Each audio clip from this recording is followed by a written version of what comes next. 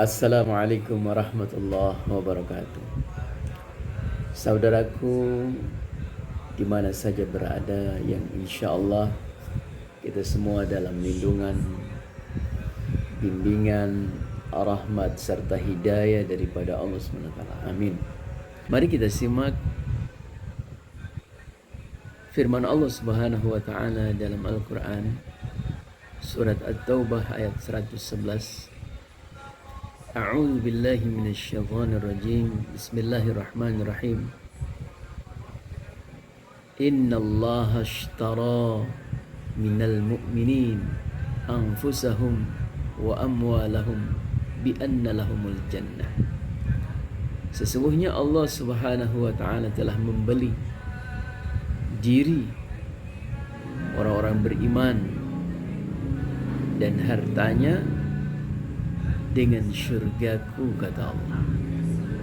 Alim ulama bagi tahu, ketika seseorang dia dengan ikhlas menginfakkan hartanya di jalan Allah, maka pasti dia dalam jaminan Allah. Ketika dia keluarkan hartanya, tidak ada balasan yang Allah Ta'ala berikan kepada seorang hamba ini kecuali syurga. Subhanallah. Harta kita ini milik Allah. Sebenarnya harta kita ini telah hanya Allah titipkan kepada kita. Dalam ayat ini subhanallah menarik sekali. Harta yang Allah beri, tapi dalam konteks ayat ini Allah Ta'ala menawarkan kepada kita. Apa tawaran Allah? Ketika kita infakkan harta kita, maka Allah Subhanahu wa Ta'ala akan tukar dengan surga. Saudaraku yang dimuliakan oleh Allah Subhanahu wa Ta'ala, maka ketika kita diberi harta yang lebih oleh Allah SWT, apa salahnya kita infakkan sebagian harta kita? Dan juga ketika kita menginfakkan harta kita, dan ketika kita telah menginfakkan harta kita itu, ingatlah baik-baik bahwasanya kebaikannya bukan hanya di akhirat saja, tetapi Allah Ta'ala akan berikan kebaikan dunia dan akhirat. Di antara kebaikan dunia, ketika kita menginfakkan harta kita, yang pertama, dengan menginfakkan harta itu, Allah Ta'ala akan sehatkan badan kita. Kemudian kita ini Allah akan jaga dari bala bencana. Kemudian Allah Ta'ala akan lapangkan rizki kita. Subhanallah. Itu di antara keutamaan, dan masih banyak lagi keutamaan yang menginfakkan. Dan apa keuntungan di akhirat?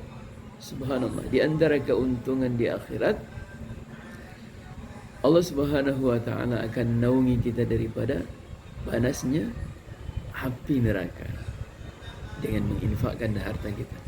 Kemudian dengan menginfakkan harta ini akan memberatkan timbangan amal kita, akan memudahkan kita melewati syirat secepat kilat, dan Allah Subhanahu wa Ta'ala akan masukkan kita ke dalam syurganya. Subhanallah. Inilah keutamaan daripada ketika kita mau menginfakkan harta di jalan Allah. Mari kita lihat kehidupan orang-orang terdahulu, kehidupan sahabat Nabi Sallallahu Alaihi Wasallam yang telah Allah Ta'ala ridhoi kehidupan mereka. Di antaranya satu orang sahabat, yakni Utsman bin Affan. Luar biasa, beliau ini kalau mau menginfakkan harta tidak tanggung-tanggung. Dalam riwayat, dalam kitab Riyadhus Shalihin, beliau itu datang kepada Nabi Shallallahu Alaihi Wasallam membawa hartanya untuk diinfakkan. Berapa yang dibawanya? Beliau membawa harta 1000 dinar. Kalau kita hitung dalam rupiah, kurang lebih kita bulatkan ya 4 miliar lah. Maka dalam riwayat yang lain beliau membawa 300 ekor unta ke hadapan Nabi SAW untuk diinfakkan. Coba bayangkan, satu ekor unta itu kalau dirupiahkan itu kurang lebih 500 juta satu ekor. Dikali 300, Masya Allah. Sehingga jangan heran kehidupan sahabat terdahulu itu ketika mereka senantiasa gemar menginfakkan harta mereka, sehingga dunia itu tunduk di kaki-kaki sahabat. Subhanallah. Bahkan barokahnya para sahabat sampai hari ini Mekah Madinah, orang-orang Mekah dan Madinah tidak ada yang miskin, semuanya kaya. Sampai kapan kekayaan mereka? Sampai hari kiamat. Demikian dari saya, saudaraku sekalian, sebagai penyemangat buat kita semua, terutama buat saya sendiri, untuk mari kita gemak berinfak. Demikian, wassalamualaikum warahmatullahi wabarakatuh.